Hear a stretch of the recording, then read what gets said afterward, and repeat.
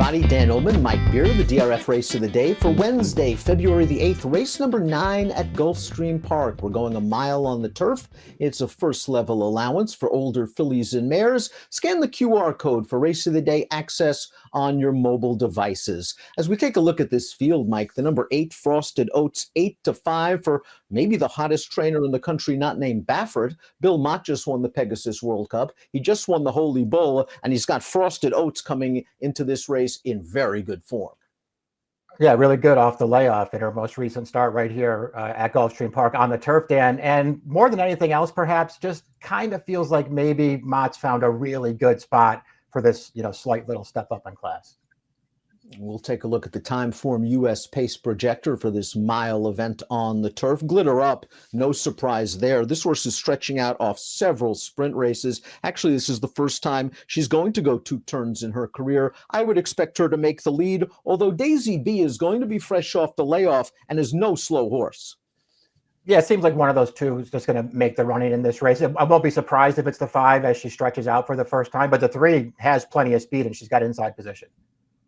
Although Frosted Oats earned a very competitive Buyer's speed figure in her last race, I think there are several ways to go, and we should start with the number 1, Ambitieuse, who we have not seen since April at Gulfstream Park. The good news, when you consider the layoff here, is the trainer. Graham Motion is one of the great layoff trainers in the game, and Ambitieuse showed a little bit of ability last year at Gulfstream. She earned a graded stakes placing, and last time out in the Sanibel Island, she finished directly behind a horse that came back to run 3rd in an allowance at Keeneland, and then ran 3rd in a graded stake at Delaware.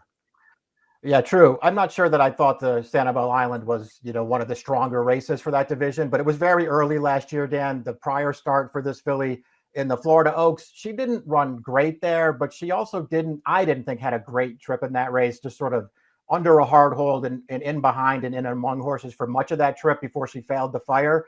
Prior to that, I thought she actually had some potential. I think this is a very interesting spot for her to start back at.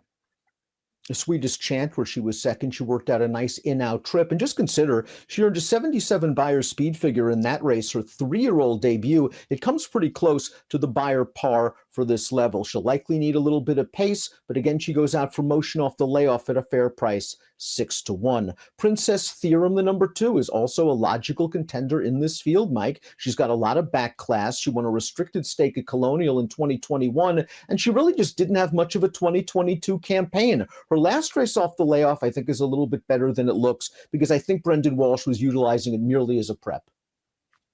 Yeah, did get into some traffic in that race too, Dan, at least as they came into the stretch of that race. I thought she finished up with pretty good momentum. At the end of the day, it wasn't going to matter. She was not going to beat the odds-on favorite for Chad Brown, who wound up winning that race, but maybe she would have been closer at the end. I thought it was a good place to start off of the long layoff. She had run some okay races prior to that, so we'll see, if she can take another step forward here. 2nd off the layoff, she just needs a trip, Dan. She does not have a lot of speed, and I wonder if this race will set up perfectly for her.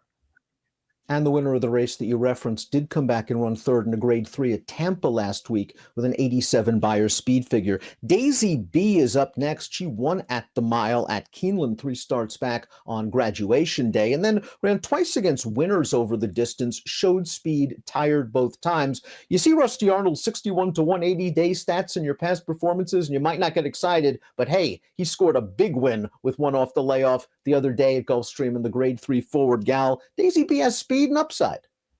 Exactly. That's what I was going to say, Dan. Whether or not you feel like you're going to get her absolute best race off the layoff here, it's not like she has tons to find against this field. She's very lightly raced, and she might be on the lead.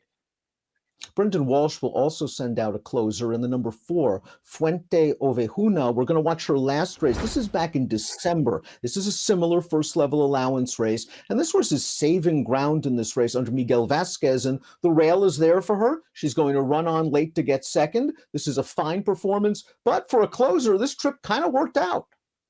It really did. She doesn't have any real excuse here. To be honest with you, Dan, the more I looked at the race, the horse that's finishing 3rd there, the number 7, Stuck on Kitten's also back in this field. I would kind of rather have Stuck on Kitten than this filly in this race, but they have similar running styles, and both of them are going to need to work out some kind of a trip here if they're going to win.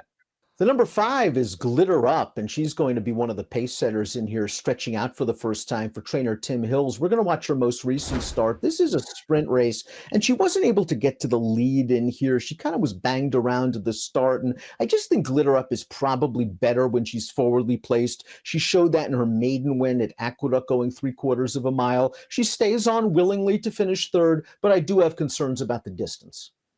I do too. We'll see what she's going to manage to do in this race, though, Dan. If nothing else, I feel like she'll just get, if nothing else, she'll get a better trip in this race. Had just real trouble at the start of that race we just watched, and it really wound up costing her because the 1-2 finishers were just up with the pace the entire way, and Glitter Up couldn't quite catch them after having to steady at the start to wind up last. So she ran fine last time.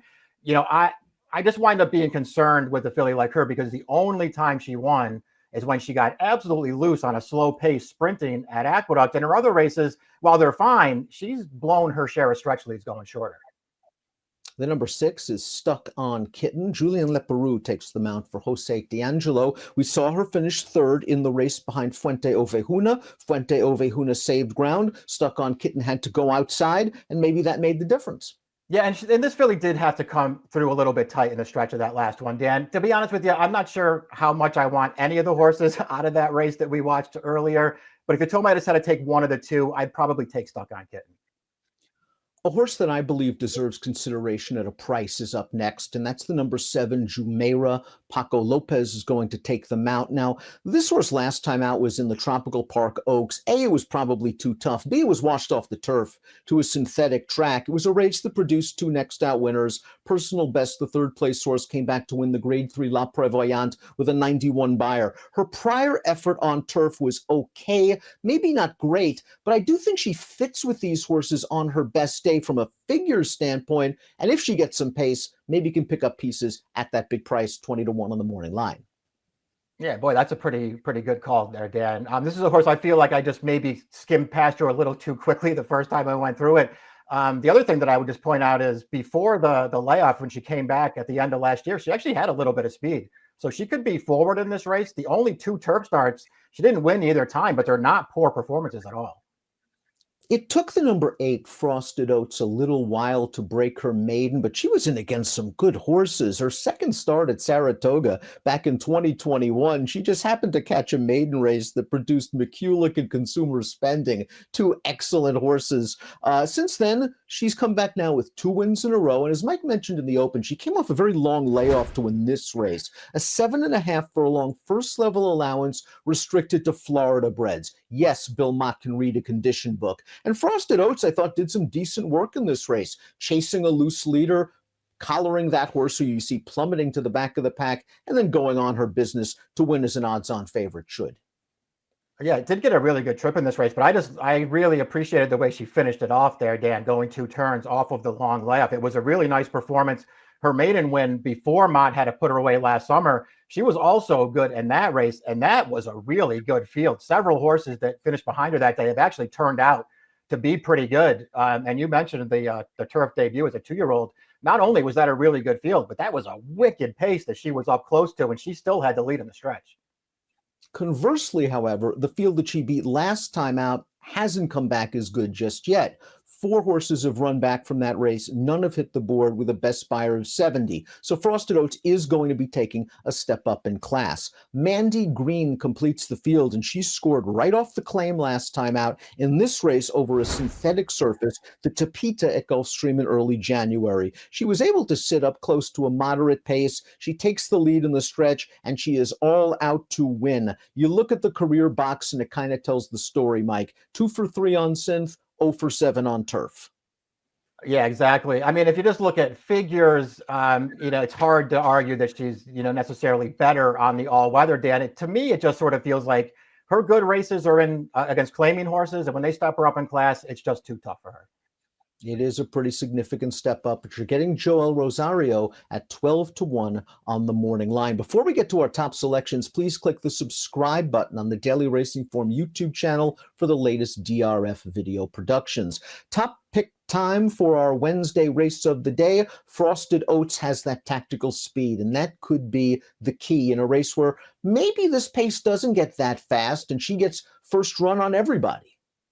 Yeah, that's more than anything else is what I liked about her. Then I just could, the more I looked at the race, the more I pictured her just being in a perfect trip in this race, and she might just be the best horse anyway. I think there could be another forward move for her. I don't want to sit here and advocate for a short price too hard, but I like her in this race.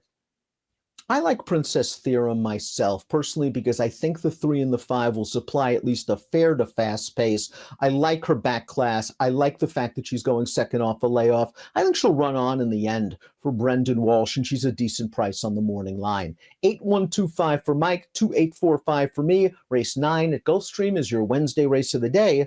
Best of luck.